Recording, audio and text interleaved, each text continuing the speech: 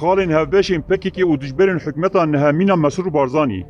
Hikûmeta Nehemîna Herêma Kurdistanê bi serokatiya Mesrûr Barzanî di tîrmeha sala 2019 da hat avakirin. Di heyama 4 salan da hikûmetê gelek karên mezin kirin. Wekî rê û rêbar û guharîna rûyê bajêran û çanohatin û çandinî û geşkirina ajeldariyê û îxracat, jîngehparêzî, bendav û her wiha hatin çêkirin. Serkeftinek din ya vê hikûmetê rêvebirina pêvajoya varyûsa koronayê bû. Lê xeynî wan mijarên wekî avedanî binesazî, hinardekirin, çandinî û bajêrvanî û her wiha. Diyar tiştekî ku herî zêde divê ji bo vê hikûmetê bê behskirin heye. Ew jî ev e. Li dijî hikûmeta Mesrûr Barzanî şerrek bi awayekî veşartî û alenî hate kirin. Jiyê hikûmeta Herêma Kurdistanê 18 sal e. Ji bilî 6 salên destpêkê hikûmeta Herêma Kurdistanê bi wan pêkhateyên serbiajandeyên Şîeyan bew û bi hêsên wekî Daişê ra ketine nava pevçûn û nakokiyan. Lê êrêşa herî mezin di sala 2017 da pêkhat. Di serdama dagirkirina Kerkûkê da statûya Kurdistanê rastî êrişekî hindir û derve hat. Cûreyek şerê psîkolojîk, aborî û leşkerî li ser hat meşandin. Ji Kurdan re dihat gotin li rojhilata navîn tu şansê jiyana we tune. Divê hûn îradeya xwe radestî me bikin. Dorpêça aborî siyasî û dîplomatîk li ser başûr hat spandin û li her qadê teslîmbûn hat xwastin. Ji bo derbaskirina vê pêvajoya reş û tarî, Herêma Kurdistanê pir bi sebr û metanet hereket kir. Lê bi çi awayî îradeya xwe radestê êrişkaran nekir. Ev pêvajo heta sala 2019 bi dijwarî berdewam bû. Hikûmeta Nehemîn ev pêvajo bi dawî kir. Ev bêdengî şikan. Mesrûr Barzanî hewl da ku bi tena serê xwe hikûmetê ava neke û tevî kombûna rêjeya dengan yenekê jî tev li hikûmetê kir. Xwast hemû partiyên Herêma Kurdistanê li dora xwe kom bike. Xebatên dîplomatîk li ser xetta millî netewî bi şehrezayî hat rêvebirin. Hewl da ku sîstema îdarî nû bike.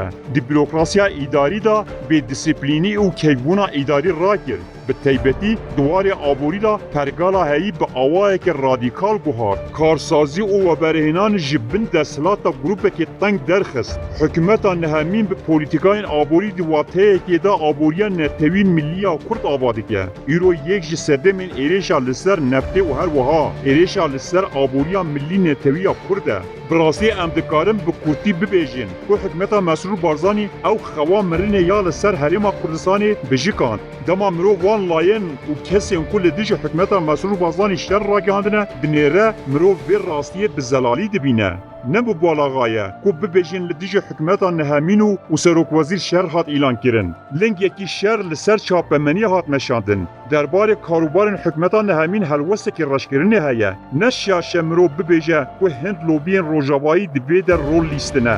Wan layenan li dijî statûya Kurd kesayeta Mesrûr Barzanî jî kirine hedef. Wekmînak rojnamavanekî ku carekê jî serdana Kurdistanê nekiriye, bernameyên derew li ser dahatê Mesrûr Barzanî çêkir. Nûrçe bi belge derew derket. Çima rexmê ku li hemû cîhanê gelek mijarê diltezîng hebûn, lê vî rojnamavanî Mesrûr Barzanî kir armanc. Ji ber ku ev operasyon dijî Serokwezîr ji aliyê Hind lobiyan ve dihat birêvebirin. Lê rastî şerekî dijwar dimeşiya. Di 4 salên borî da 3 caran mûşek avêtin ser hewlêra paytext. Ji Kerkûk, Maxmûr û Musilê bi dehan caran mûşek avêtin navçeyên wekî Zeviyên Gaziyên Kormor, Pirdê û navçeya Xebat. Dewleta Îranê bi hin hêcetên vir û vala bi van êrêşan xwast wekî Şûrê Demokles li ser serê îradeya Kurd behece. Yanî hikûmeta Nehemîn bi bombe û füzeyan rastî êrêşan hat. Ew mijar ji kiryarên vê hikûmetê ya herî giring e. Tevî dorpêçê û êrêşekê pir alî jî li ser piyan ma û heman dem bergiriyekê efsûnî meşand û avadanî pêş da bir.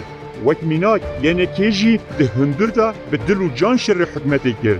Belê, ev di hikûmetê da bûn. Ji hikûmetê sûd werdigirin. Lê di heman demê de jî bo ku hikûmetê têxin tengasiyê gavan da avêjin. Ji ber ku Mesrûr Barzanî piştî xiyaneta 16 cotmehê ya Kerkûkê bi berpisyarî û bi rêvebirina proseyê plana yenekê xera kir. Li gorî xiyaneta sala 2017 wê bexda yenekê wekî muxatabê hikûmetê dest bigirta. Lê belê hesaba sûkê û malê ji hev negir.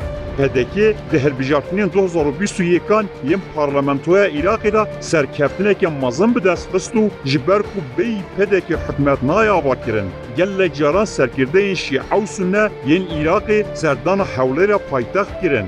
جیانه کرا مابو و ببه حفار پیلان قرجین دبن پرده دا لگل همو پرووکاسیون و ایرشین یعنی که جی سروک وزیر بارزانی هر تن خواست یعنی که بکشینه سر خطا نتوی ده ناواوان دجمناتیان دا دجمناتیا تند آپکه که یاله همبری مسئول بارزانی جهیه دویا بو پکه به سرک وزیری مسرور بارزانی کیف خوش ببا جبرکو مسرور بارزانی دی 5 مجدار 2014 ده لپارلمانتویا اوروپا آخافتنه کیرو گود ام پکه وکی رخصنه که تروریست نابینن لبل او تشتاکو ده هاته چاوره کرن بگنه هاتو پشتی کو حکومتا مسرور بارزانی دست بکار کر پکه هر جور ایلیشن لشکری سیاسی و پسیکولوژیکو گرسهی بگانیو و حتی نهاجی بردوامه دجمنکاریا پکه یا لهمبری پکه وکی نخوشیه کی کرونیکه لی دبن فوبیا پکه یا مسرور بارزانی دا دشتین جدا هنه براستی جی پشتی بویارا کرکوکی یا سال 2017 حریم کردستانی پشتاخ و راست کرد لوما جی به یکی هری زیده پکه نرحت کرد جبرکو پکه هما بوی تولرانسا دشتر داعشی دا حاتی داین حولیر وکی حوشا مالا خود دیتو بکار دا آنی جخلکه باجر دستاندو خلق جزا دکر پکه به پیوندین هندک کردن باکوری تیبت جلومرگی تبنکی نارکوتیک راشانده بو جبوت تکبرن حریم کردستانی چیج دستی ویهات دکر یعنی جبه دور پیچا لسر حکمت حریم استفاده دکر او دخواست او روشن آسایی بدومه لبل اف هیوین پکه لبر آبیدر چون هلوستا به استقرار یا حکومتا نو پکه بیزار کرد ده سال 2019 ده پکه بریا باهوز اردال لدیجی کردستان شرک راگیا هندو گوت ام کردستان بکن جه شر او دیواته یا کو پکه یا آرامیا حریم تک بده براستی کشتنا 3 کسان لخوارنگاه هوکاباس ایلانا شر بو لهمبری حکومتان همین پکه دخواست آرامیا حیی تک بده دوی به واجوه دا اداره حولیر اف گریارن پکه آستان کرن و جاری جی لگوندان ایریشی پشمرگه آن کرد دوی به واجوه دا 12 پشمرگه شهید بون گوتنه کرده هیه کی بو که او بر بو که یا کو پکه دکه اوه کی ایریشی مسئول بارزانی و حکومتان همین بکه پکه پالپشتی و پیشنگی آوان دکه پکه دخواست کاوسی آوا بکه و خواه که هیزه که رزگار کرد دست نشان بکه پکه همو گاوین بارزانی جنیز و دوشوپاند مسئول بارزانی لچتام هست لسر کنفدرالیزم گوتارک پیشکش کرو بحثا سیستما کنفدرالیزم کرد ریوبرین پکه بروژان لسر اکرانان خواستن بان گوتنان در او در بخینن حتی پکه گوت براستی او کنفدرالیزم ناخوازه دخوازه عراق پارچه بکه بارزانی گوت ام دکارن انرژی هنارده اروپایی بکن جمیل بایغدر که تو گوت نا او نفتا عراقیه نا به کرد بسری خود بفروشن پکه جه هر پروژه سیاسی حکمت حریم کردستانی دترسیا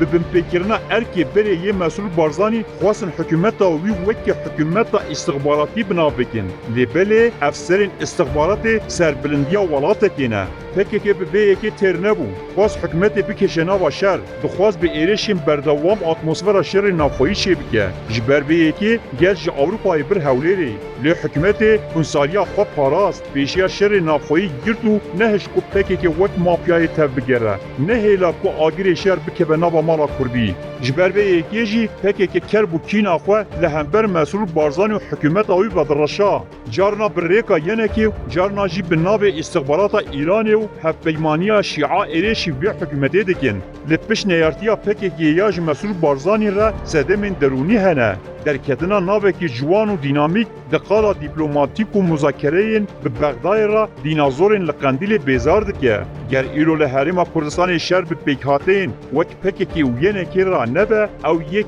هم به کسایتی مسئول بارزانی و هم جی به شوازی وی سیاست بگیرداییه به پرتاسی حکومت مسئول بارزانی نه تنید شرط و مرجن آسایی دا کاری که حکمتی کرد لهمبر به دهان ایریش کمپرو کامپانیایم بختانان و حتی ایریشین فیزیکی جی راوستیا یعنی لهمبری همو شوازین ایریشکاران راوستیا بگمان و اب حکومت جی وره رخنه کرن لبله یه ایرو حکومتا نهمین رجد کن ده بنگه دا دیجی ستاتیو حریم کردستان فدرالن